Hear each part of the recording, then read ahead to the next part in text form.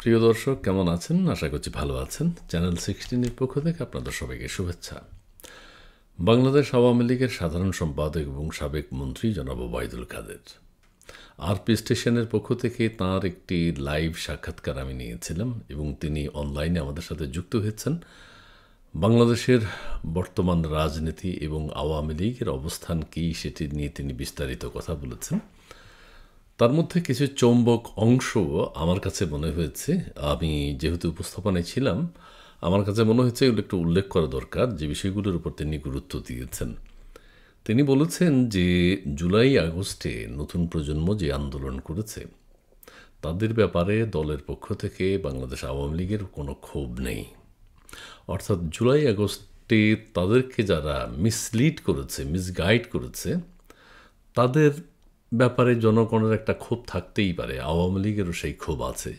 সেটি হয়তো আওয়ামী লীগ কখনো যদি ব্যাক করে, আওয়ামী লীগ সেই বিষয়ে সিদ্ধান্ত নেবে, কিন্তু নতুন প্রজন্মের ব্যাপারে আওয়ামী লীগের কোনো ক্ষোভ বা কোনো প্রকার প্রতিহিংসার কোনো কারণ নেই। আওয়ামী লীগ সেটি করবে না, কারণ নতুন প্রজন্মকে মিসগাইড করা হয়েছে, তাদেরকে ভুল পথে পরিচালিত করা হয়েছে। সেটি দেশবাসী দেখেছে, জনগণ দেখেছে। আর তৃণমূলের নেতাকর্মী যারা আছেন তাদের ব্যাপারে একটা কথা জনাব ওবায়দুল কাদের বলেছেন যে তৃণমূলের সাথে তো দলের প্রধান জননেত্রী শেখ হাসিনাই কথা বলছেন, কাজে তৃণমূলের নেতৃত্বে কেউ নেই তা কিন্তু নয়, দলের প্রধানই আছেন।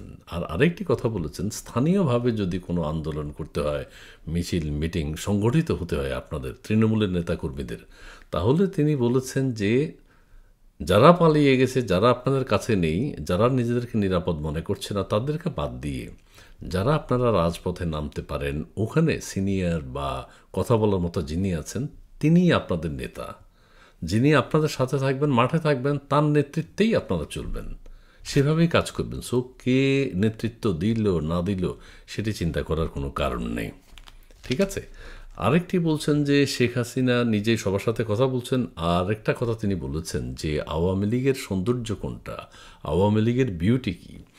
সেক্ষেত্রে তিনি বলেছেন যে জননেত্রী শেখ হাসিনার নেতৃত্বে পুরো আওয়ামী লীগ ঐক্যবদ্ধ আছে, এটাই আওয়ামী লীগের বিউটি। এটি তিনি বলতে চাচ্ছেন যে দলীয় প্রধান এখনও সুন্দরভাবে সঠিকভাবে নেতৃত্ব দিচ্ছেন এবং তৃণমূলের সবার সাথে না, তৃণমূলের প্রত্যেকটা অঞ্চলে, বাংলাদেশের প্রত্যেকটা অঞ্চলে তৃণমূলের সাথে তিনি কথা বলার চেষ্টা করছেন।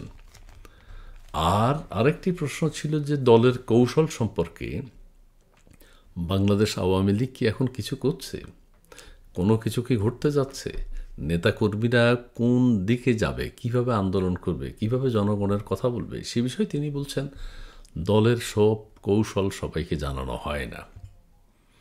যেই কৌশলে আওয়ামী লীগ এখন চলছে বা যে কাজ করছে সেগুলো প্রকাশ্যে বলার তো কিছু নেই।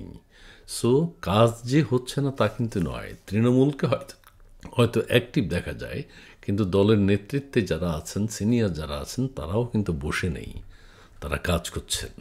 কাজের যুদ্ধের ময়দানে তিনি বলেছেন, যুদ্ধের ময়দানে যুদ্ধের কৌশল সবাইকে জানিয়ে কৌশল করা যায় না, কৌশল গোপন থাকে, এই কথা তিনি বলেছেন।